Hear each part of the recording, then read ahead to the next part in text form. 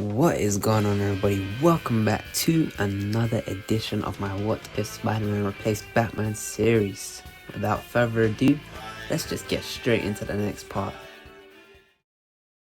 Where we left off, Superman had mentioned that there were more heroes the trio could enlist to their cause. The first person on Superman's list of targets is Green Lantern. That's a word I've never said out loud. Lantern. How do you even pronounce it, bruh? Lantern.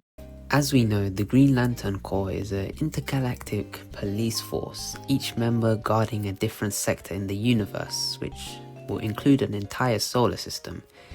If Mars had been eviscerated by Brainiac, where was the Green Lantern?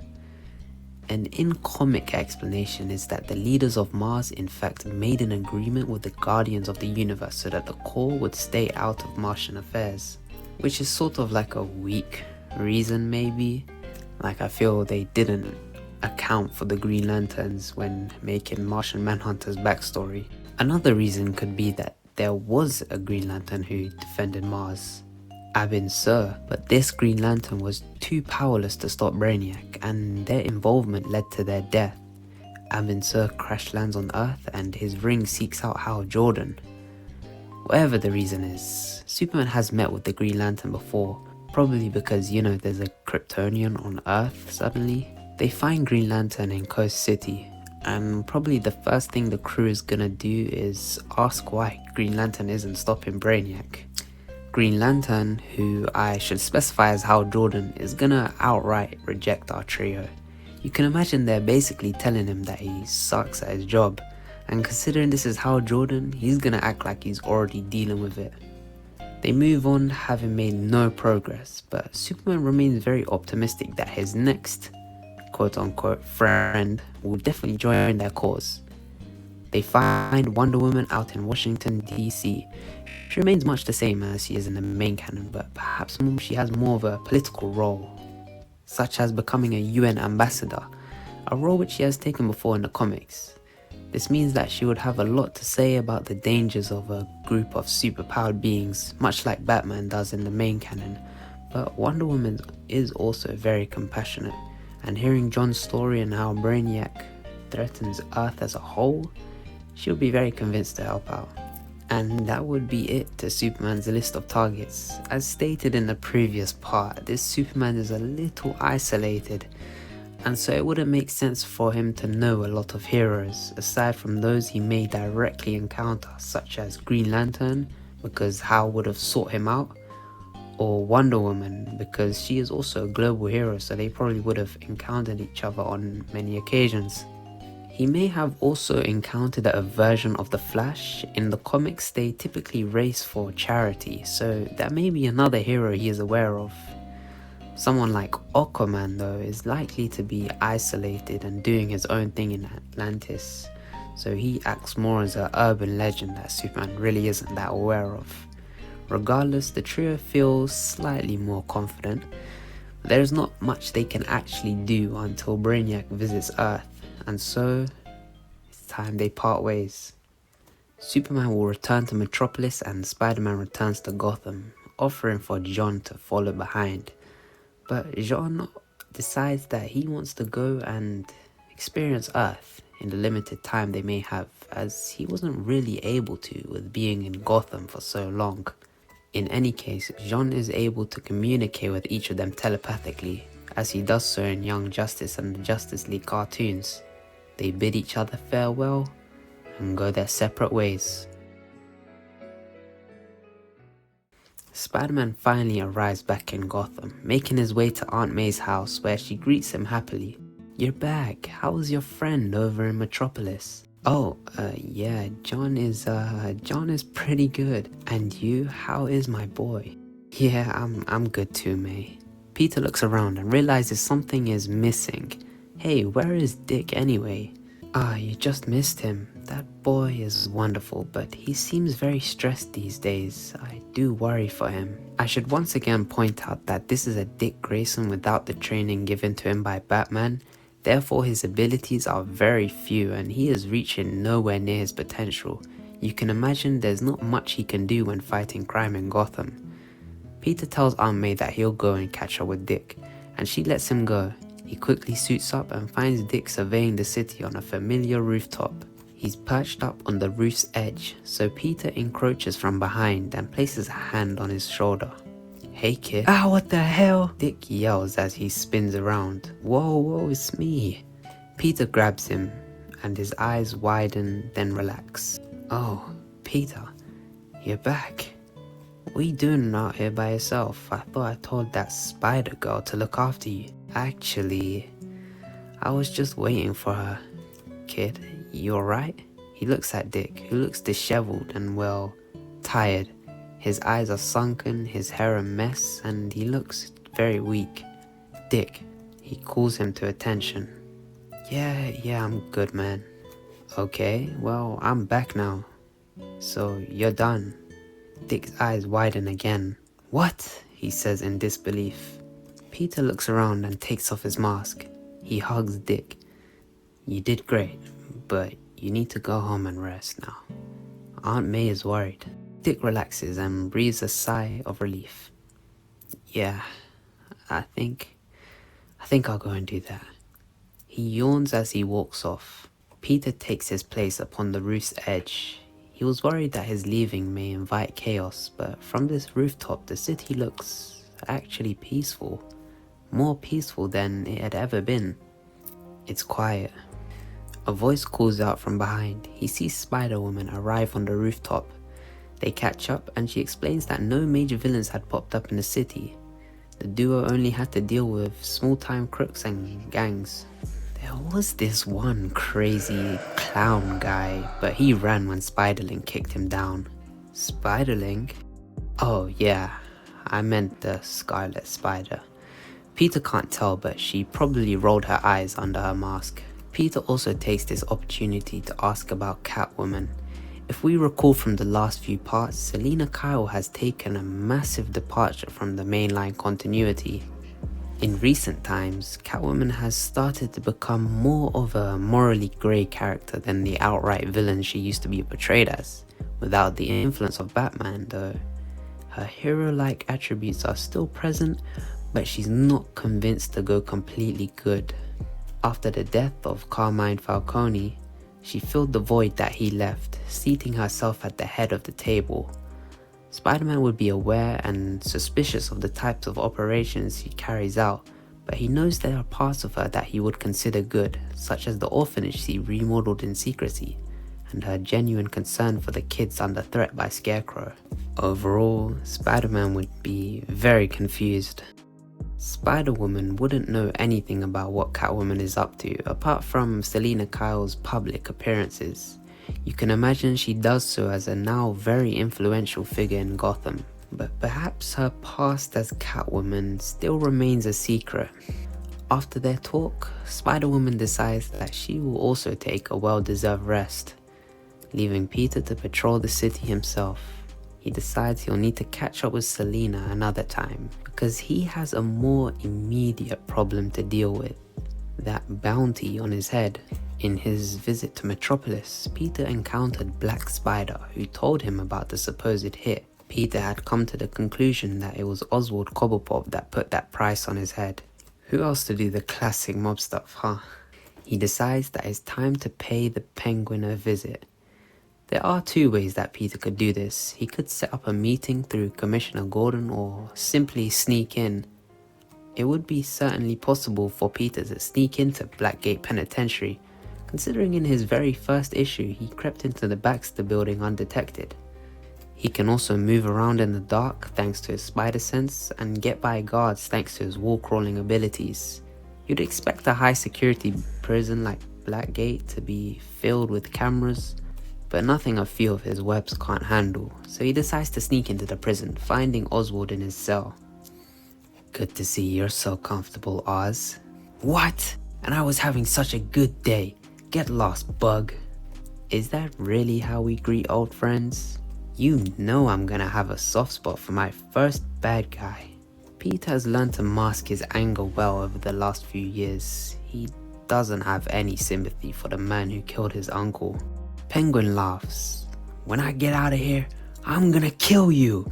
He pathetically attempts to jump at Spider-Man, who sits just out of reach. I thought you were already trying. A hit on my head, Oz? Really? A hit? Oswald stops for a second to think. You think I want some random nobody to kill ya? He laughs hard. I'll double it, no, triple it if they bring you to me alive so I can beat you to death myself. Spider-Man drops down to the floor and squares up to the Penguin, who seems a little shocked at the shift in attitude and backs up slightly. You mean you don't know anything about it? What? No. Oswald seems a little confused. You really are just stuck in here, aren't you? I'll be out soon. He smiles. Peter webs the Penguin to the wall, who begins to yell, but then he also webs his mouth shut. He escapes Blackgate to the sounds of muffled anger. He feels strange. If it wasn't the Penguin who put that bounty on him, who else could it be?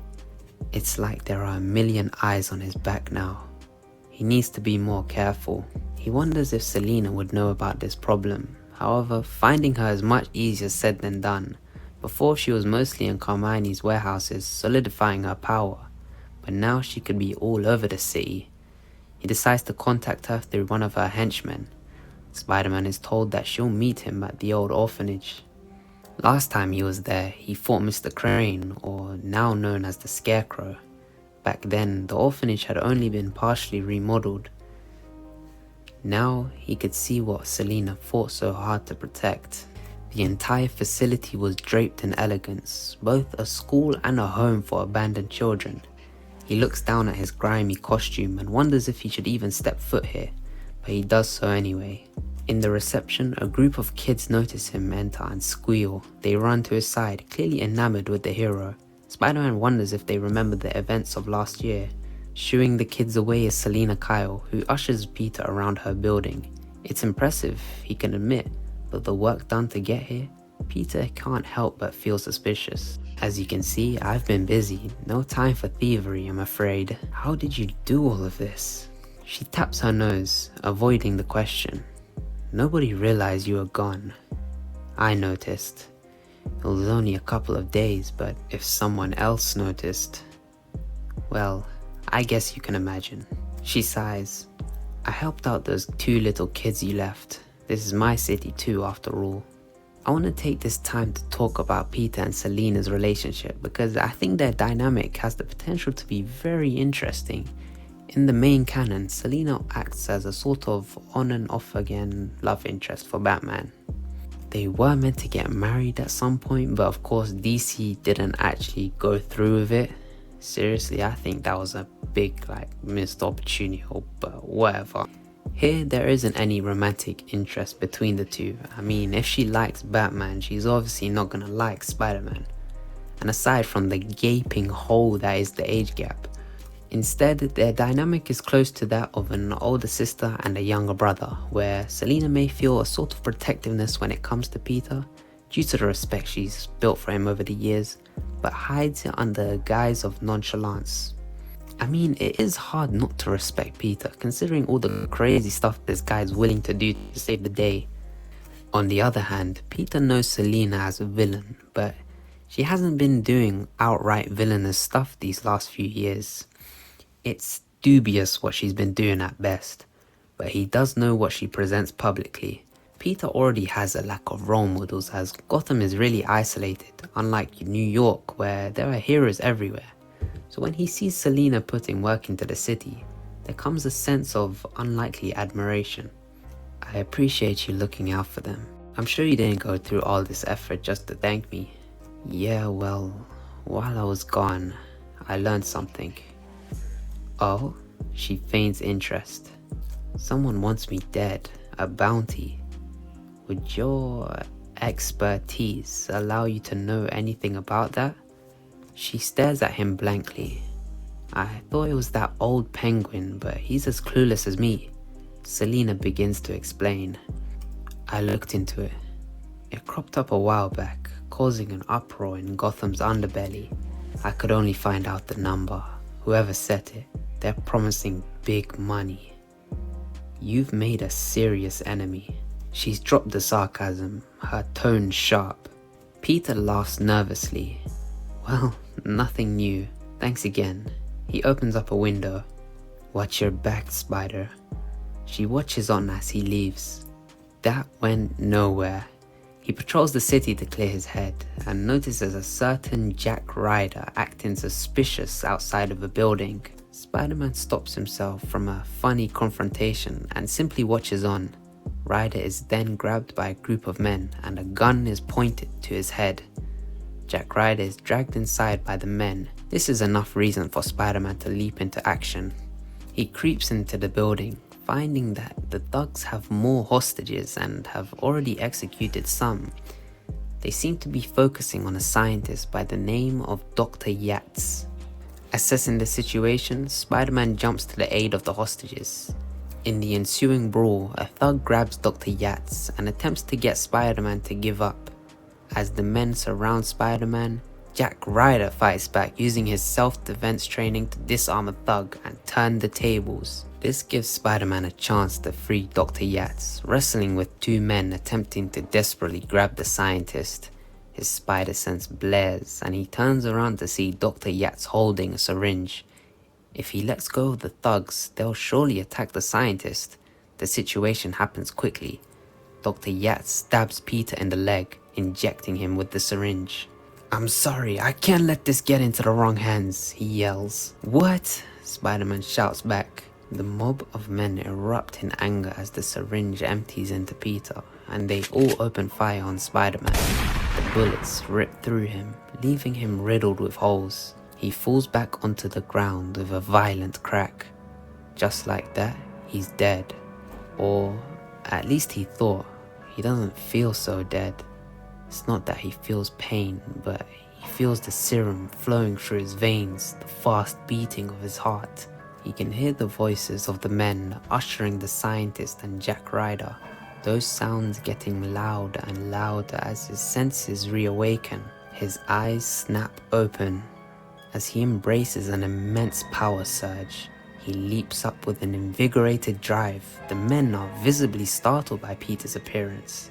"What's wrong? Something on my face?" He laughs uncharacteristically. He looks down, noticing that the bullet holes in his chest are closing. His costume also reforms over it, now somehow shifting into a sinister yellow. He feels something growing on his back, but he can't be too sure. The men continue to back away as Peter undergoes this transformation. He seizes this chance to leap at the men, his renewed agility taking even himself by surprise. He tries to hold back, but he casually throws a man into a wall, completely immobilizing him. The thugs hopelessly surrender. He's able to save the lives of Dr. Yates and Jack Ryder. Jack, who suffered a gunshot wound but is said to survive when the authorities quickly arrive. Gordon looks Spider-Man up and down. "New suit?" Spider-Man looks at himself. "I guess." Gordon turns around. "Well, in any case, good to see you back." He doesn't notice as Spider-Man flees the scene. Peter is faster and quicker. His senses are sharpened. It's like he sees the world in a whole new light. He flawlessly moves across the city and easily scales Wayne Tower, feeling the wind against him. At the top, he looks at himself once more and laughs in pure delight. This is something else. In the next part, we will explore more of Peter's new powers and what this means exactly. But I'm gonna leave you guys with a quick design I threw together, which essentially showcases Peter's new suit and what it looks like. Please keep in mind that I am not the greatest of artists, but I try to make it look good.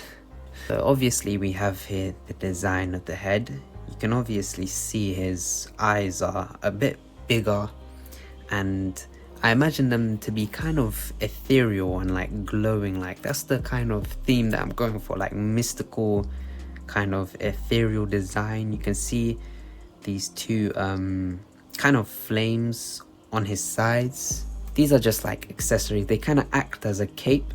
I imagine them to have a translucent kind of quality to them. There's also the flowing part of his head, which I imagine he can turn on and off or like reacts to his emotions or something like that. If you're wondering what these two colored dots are, it's essentially the color. So his mask is going to be this kind of yellowish greenish color, and these flowing parts are going to be pure red. Down here we can see the color palette for the suit and mask and the secondary details. And more importantly, I threw together some mock-ups of what the suit would look like. If you're thinking this kind of looks like Mysterio, well, yeah, I kind of realized that too. But it's not meant to be anything related to Mysterio. It's just kind of a coincidence. But yeah, I didn't really have the proper colors to showcase. Like, can you just imagine like a yellowish, nice type of green, kind of glowing green. But anyway, moving on to the logo. This is what I think it'll look like. I tried to make it like a kind of unstable spider, unhinged spider, and we'll kind of learn more in the next part why it's an unhinged spider. But yeah, moving on to the eyes, I feel like sometimes when he's talking it can have this kind of swirled pattern, but usually his eyes are just gonna be like glowing, and like you can kind of see it has this like kind of flame aspect to it. I can imagine like it's floating, like animated type of stuff. So obviously his entire suit is going to be smooth. There's not going to be any web patterns or anything. All that stuff is kind of removed. It's just a nice smooth spider, nice rounded head. I tried to go for a bit of a classic look. That's why his head is a bit more roundish and kind of like stretched out, because that's like the classic comics feel, you know. So yeah, I hope you guys get what I'm trying to showcase here. This is what Spider-Man's gonna look like for the foreseeable future. Keep in mind, I had to kind of draw this by hand. I don't own a drawing tablet, so yeah, no digital art from me, sorry. But that is where I'm gonna leave it for today. I hope you guys did enjoy this part, and as always, I've been your boy Polar. Peace.